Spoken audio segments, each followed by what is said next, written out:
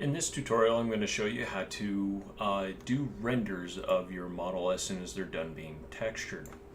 So once you're finished texturing, or when you're not texturing, you just kind of want to see what it looks like in a render, you can hit F10 on your keyboard and it will pull up the renderer. In this point, right now your setting is set to this construction yard with this strange man hiding in the back. And it kind of gives it a real world lighting effect. You can always change this. Says the environment is glazed patio, which is a bit strange. I usually leave it into a high-low contrast or just kind of different studio rooms. If you don't want the color in there, you can always click on Dome and hit Clear Color. So you can then choose the color of your choosing to kind of give it a different effect. If you want kind of like a light blue or anything like that, you're more than welcome to. It's personal preference. I usually use grayscale whites to grays just to kind of pull out the different lightings, unless you want to kind of give it a feeling of a different environment. But in this case, we'll use kind of like a gray. And you can angle it in real time. The reason why it's pixelated is it's trying to render all the data as for the renderer as a whole. So in this case, this will actually work out pretty good. Right here, your minimum samples as well as max samples. This is how many times it's actually going to sample the render. Obviously, the more information that you put in there that you want it to render at, the more time it's going to take. It could take a whole night if you really wanted it to. Plus also, if you wanted to change any of like your exposure, you wanted to brighten it up, dim it down, or anything like that, you're more than welcome to change that to get the desired effects to make your render really kind of pop. Right now it's kind of set where I want it.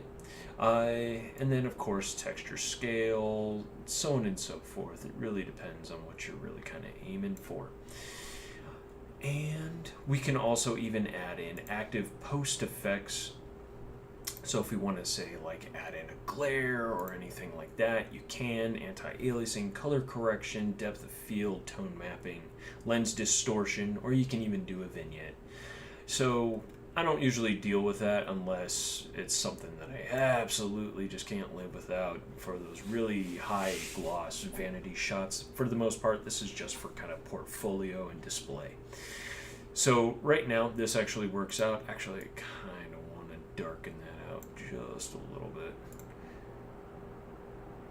And we are going to let this min sample just a little bit more. And you can also even change the resolution if you would like.